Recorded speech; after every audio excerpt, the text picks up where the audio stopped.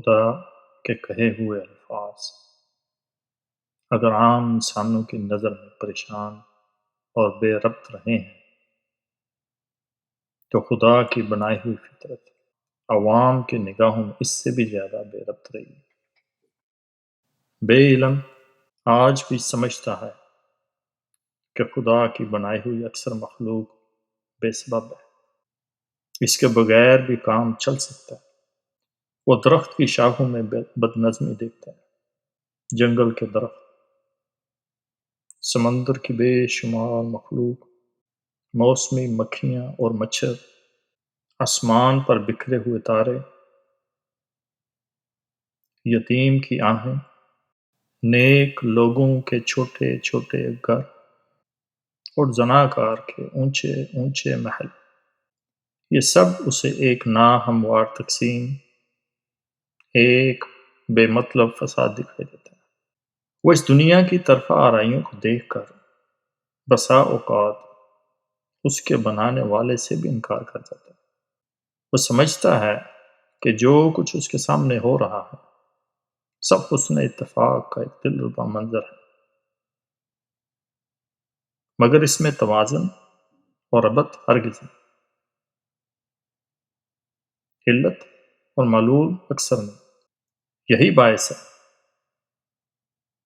کہ علم و جہل کے مختلف مرحلوں میں انسان کا خیال خدائے واحد کی بجائے متفرق خداؤں کی طرف گیا ہے۔ جو شے بذات خود حیران کن تھی بجائے خود خدا بن گئی۔ کہیں سورج ایک دیوتا تصور ہونے لگا تو کہیں آگ مظہر الہ بن گئی، اور اب بھی جہاں جہاں جہالت کی حکومت قائم ہے، فطرت کی یہ ظاہری بے ربطی خداؤں کو الگ کر۔ آج علم کی تیز مشعل کی شعاؤں میں اسی فطرت کا مربوط ہونا، ان کے اندر ایک معنوی لگاؤ یک بہ یک ثابت ہو رہا ہے۔ روز بروز یہ حقیقت کھل رہی ہے کہ زمین و آسمان کے اندر کوئی بھی شے بے مطلب نہیں۔ مکھی اور پھول میں ربط ہے، آگ اور پانی میں ربط ہے، کوئلہ اور باجے کی لے ایک ہے، بجلی کی سنسناہٹ اور شمع کی روشنی ایک ہے۔ آج جہاں مچھر جیسا حقیر حیوان انسان کے لیے خدائی جلاد ثابت ہو رہا ہے، وہاں خردبینی جراثیم توپ و تفنگ سے زیادہ مخلص ثابت ہو رہا ہے۔ فطرت کی بظاہر ذرہ مقدار ہستیاں عظیم الشان کاموں میں لگی ہیں، ہر ایک کا اپنا اپنا وظیفہ مقرر، اور جس دن سے اس حیرت انگیز کائنات کے اندر یہ روح فرسا عدل اور حقیقت کشا تعاون ثابت ہو رہا ہے، اسی دن سے خدا کی وحدت فی الحقیقت ثابت ہونے لگی ہے۔ قرآن پاک میں ارشاد ہے، لو كان فيهما آلهة إلا الله لفسدتا فسبحان الله رب العرش عما يصفون۔ بعد اعوذ باللہ من الشیطان الرجیم۔ یعنی اگر زمین و آسمان میں اللہ کے سوا دوسرے خدا بھی ہوتے تو زمین و آسمان کے سارے نظام میں فساد برپا ہو جاتا۔ پاک ہے اللہ تعالیٰ کی ذات ان باتوں سے جو یہ لوگ بنا رہے ہیں۔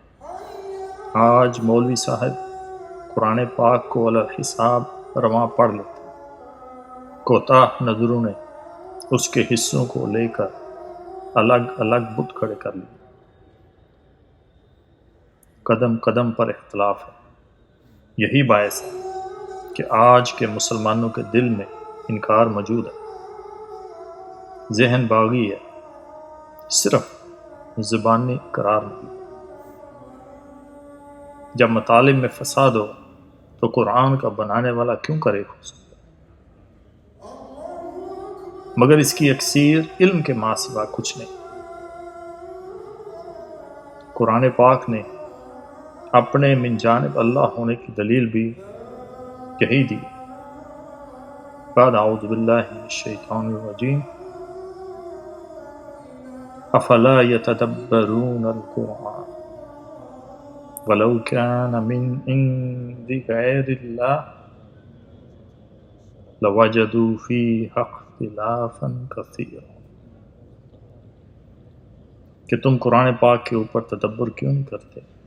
اگر یہ اللہ کے سوا کسی اور کی جانب سے ہوتا تو تم اس میں بے شمار اختلاف دیکھتے، مگر عدم تدبر اور کمی علم نے اس قدر اختلاف کثیر پیدا کر دیا ہے کہ آج صحیح معنوں میں مسلمانوں کے اندر اس کے احکام کی قطعیت پر شک۔ وما علینا الا البلاغ المبین۔